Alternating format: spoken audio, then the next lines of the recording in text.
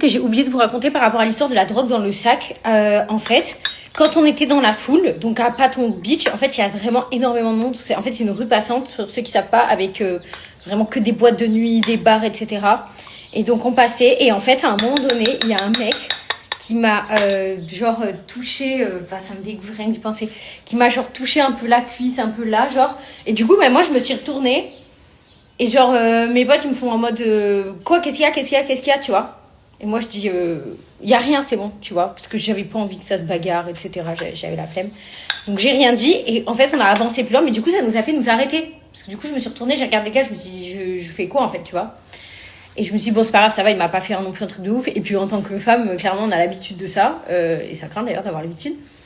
Et du coup, j'ai rien dit. Et plus loin, je l'avais dit. J'aurais dit, le mec, il m'a touché et tout. Mais en fait, à ce moment-là, je suis sûre que c'est à ce moment-là qu'ils ont fait diversion et qu'ils m'ont mis un truc dans le sac. C'est obligé, genre.